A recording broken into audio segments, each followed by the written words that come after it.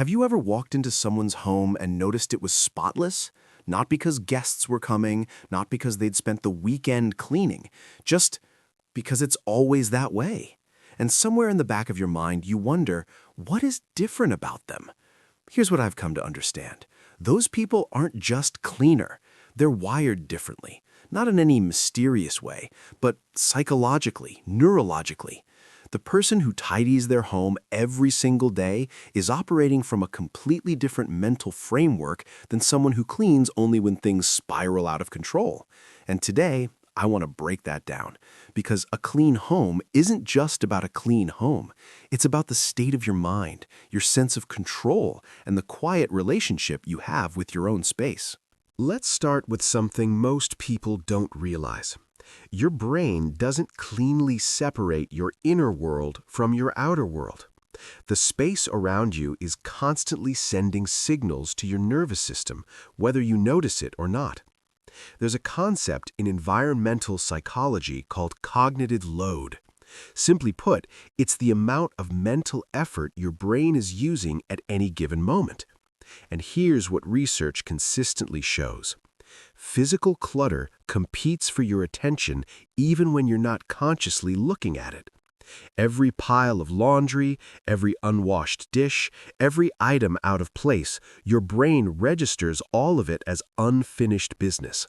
And unfinished business is mentally expensive.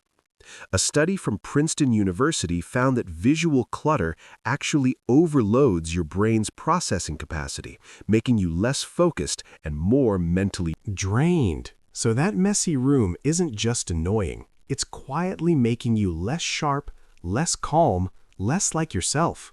Flip it around and the effect reverses. When your environment is clean and ordered, your brain gets to relax. People who maintain a tidy home aren't just tidier, they think more clearly. They feel calmer. Their environment works for them, not against them. But here's what I really want you to understand. People who clean every day aren't doing it because they love scrubbing floors. Let's be honest, nobody wakes up excited to vacuum. They do it because somewhere along the way, they figured out that maintaining their environment is one of the most reliable ways to maintain a sense of control over their life.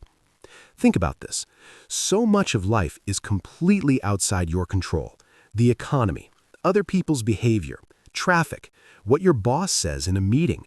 Most of life is unpredictable. And for many people, that unpredictability creates a constant, quiet hum of anxiety that never fully disappears. But your home, that you can control. Whether your kitchen counter is clean, whether your bed is made, those things are entirely within your power. And every time you restore your space to order, you send a signal to your nervous system, a signal that says, I am in charge here. I can handle things. Everything is okay. Psychologists call this having a strong internal locus of control. People who believe their actions genuinely influence their life tend to feel less anxious, more motivated, and more resilient. And one of the simplest ways to reinforce that belief every single day is to take ownership of the space around you. Now, here's what I think is the real key to understanding this behavior: identity. People who clean every day aren't doing it through sheer discipline. They've done it long enough that it became part of who they are. They became the type of person who keeps a clean home. And once something becomes part of your identity, the behavior follows almost automatically. Behavioral psychology is clear on this. We act in alignment with who we believe we are. If you believe you're a messy person, you'll leave things piled up and tell yourself that's just how you've always been. But identity isn't fixed. Identity is built through evidence, and the evidence comes from your actions. Every time you wipe down the table after dinner, you're casting a vote for the identity of someone who takes care of their space. Do that enough times, and your brain has no choice but to update its picture of who you are.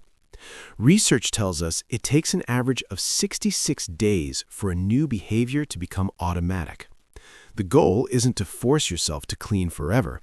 The goal is to do it consistently enough that it stops feeling forced. There's one more dimension to this worth mentioning. Cleaning isn't just practical, it's emotional. There's a reason so many people reach for a broom when they're stressed or overwhelmed. The rhythm of it, the physicality, the visible and immediate results. It's one of the most effective ways to shift your emotional state. When you restore order to your space, something inside you settles. The external process mirrors the internal one. So here's what I'd like to ask you to try. Choose one space in your home, just one, and maintain it every single day for the next 7 days. The kitchen, the bedroom, wherever you spend the most time. Keep it clean. Not perfectly, just consistently. Then notice how you feel walking into that room in the morning. Notice whether your mood shifts. Notice whether something in you feels just a little more capable, a little more like someone who follows through on small commitments to themselves. Because that's what this is really about. Not a made bed, not a clean counter. It's about becoming the kind of person who shows up for themselves, one small act at a time.